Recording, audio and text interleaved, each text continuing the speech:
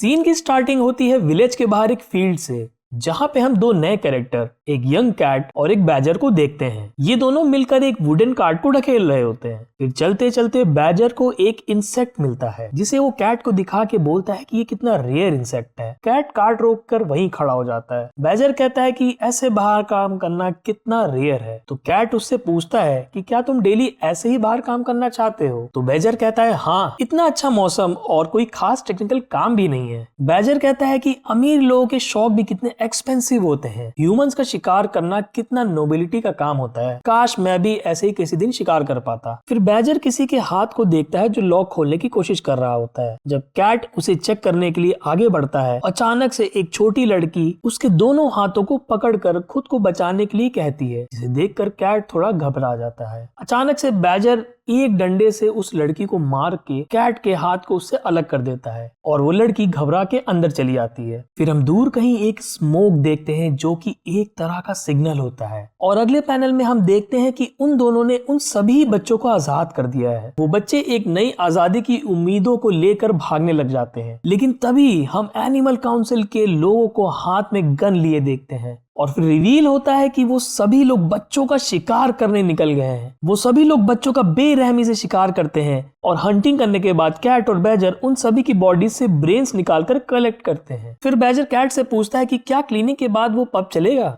जिसके लिए वो अग्री हो जाता है। फिर हम पब का एक सीन देखते हैं जिसमें सभी लोग एंजॉय कर रहे होते हैं और वहां पर सभी बच्चों के सिर ऐसा डेकोरेशन या कह सकते हैं ऐसा ट्रॉफी लगे होते हैं। कैट कहता है कि काम करने के बाद ड्रिंक करने का मजा ही अलग है।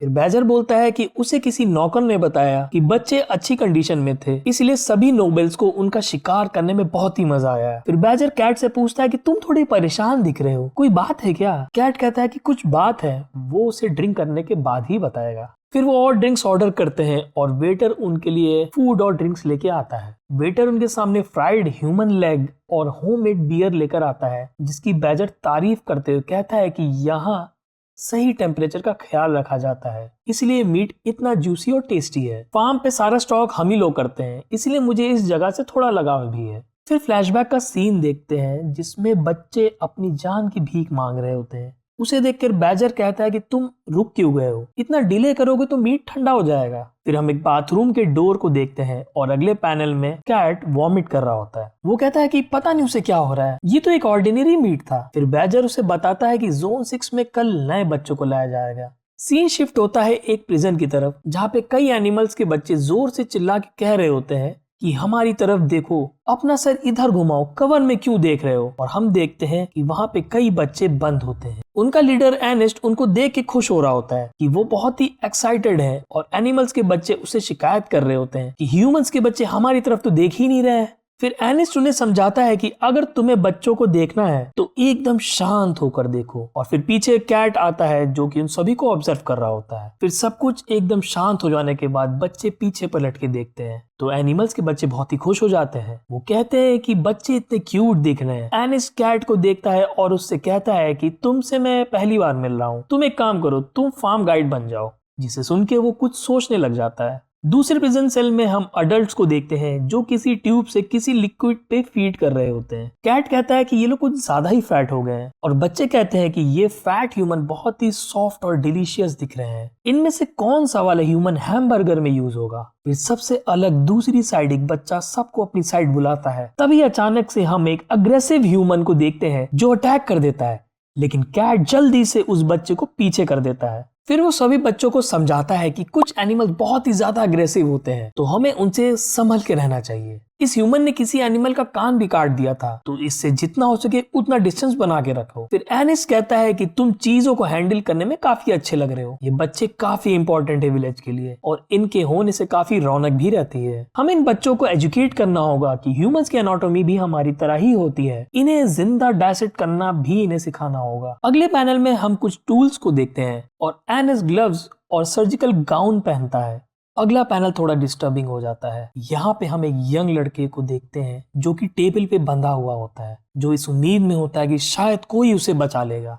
एर्नेस्ट कहता है कि डाइसेक्ट करने के लिए यंग और स्किनी ह्यूमंस परफेक्ट होते हैं। कैट की आंखें शौक से खुली रह जाती हैं। एर्नेस्ट कहता है कि चिल्लाने और स्ट्रगल करने से इसकी बॉडी का टेम्परेचर और भी बढ़ जाएगा, जो कि बहुत ही अच्छी बात है। फिर एर्नेस्ट उस बच्चे की चेस्ट में चाकू घुसेड़ के कहता है कि तुम्हें अब घबराने की कोई जरूरत नहीं है, क्योंकि तुम्हारी लाइफ का पर्पस अब पूरा हो चुका है। फिर सडनली हम फ्लैशबैक का वही सीन देखते हैं, वही टेबल, वही पिग हाइब्रिड, वही प्रिजन, वही हंटिंग ग्राउंड, और फिर हम वही चीका और उसके फादर को देखते हैं। और कैट की आंखों से खून निकल रहा होता है, वो जमीन पे गिर जाता है, उसके फेस पे घबराने के एक्सप्रेशंस दिख रहे होते हैं। उससे एर्नेस्ट पूछता है कि क्या हो गया तुम्हें, तुम अचानक से ऐसे क्यों हो गए हो। और यहाँ पे बहुत ही बड़ा ट्विस्ट रिवील होता है, वो कैट और कोई नहीं, फादर का रीइंकार्नेशन होता है। उसे ये रियलाइज हो गया होता है कि वो पास्ट लाइफ में एक इंसान था। उसकी आंखों से और भी ज्यादा खून निकलने लग जाता है और इसकी सारी मेमोरीज वापस आने लग जाती हैं। उसके हाथ में हम एक चाकू देखते हैं, जिसे देख के लगता है कि उसने एर्नेस्ट को जान से मार दिया हो।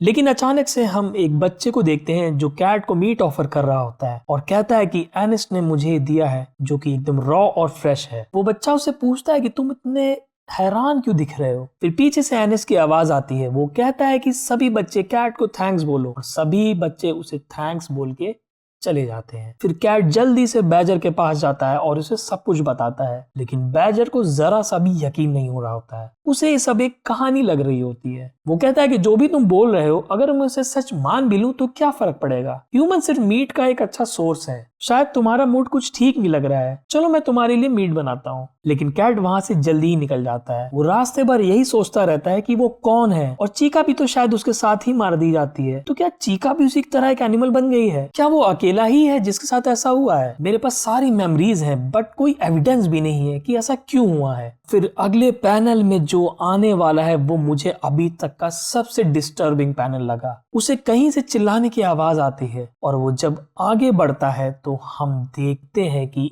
एक जानवर एक इंसान के साथ जबरदस्ती कर रहा होता है। ये देख के उसके होश उड़ जाते हैं और वो वहां से बहुत तेजी से भाग जाता है। फिर वहां उसे एक रकून मिलता है जो कैट को बोलता है कि तुम एकदम सही टाइम पे आए हो, मैं एक आदमी को रोस्ट कर रहा था, क्या तुम भी इसे खाओगे? कैट बिना कुछ बोले वहां से भाग जाता है। अचानक से उस पे एक बच्चा कुत्ते की तरह भौंकने लग जाता है और उसके गले में एक पट्टा होता है जो कि दूसरी कैट ने पकड़ रखा होता है। वो उस बच्चे को रोक लेती है और कैट से माफी मांगती है। कैट वहां से भी निकल जाता है। वो कहता है कि उसे ऐसी जगह पे नहीं रहना है। उसे अपनी बेटी चीका को देखने का बहुत मन कर रहा होता है। वो रास्ते भर यही सोचता रहता है कि क्या वो भी उसी की तरह एनिमल बन गई, और अगर बन गई तो क्या जिंदा है भी कि नहीं, ये सभी लोग कौन है और ये मेरे साथ हो क्या रहा है। फिर अगले पैनल में हम पास्ट मेमोरीज को देखते हैं, जहां एक स्पाइडर एक बटरफ्लाई को खाने जा रही होती है। फादर चीका को बोलता है कि ये लॉ ऑफ नेचर है, स्ट्रॉन्ग लोग वीक लोगों को हमेशा डोमिनेट ही करेंगे। चीका कहती है कि वो भी वीक है,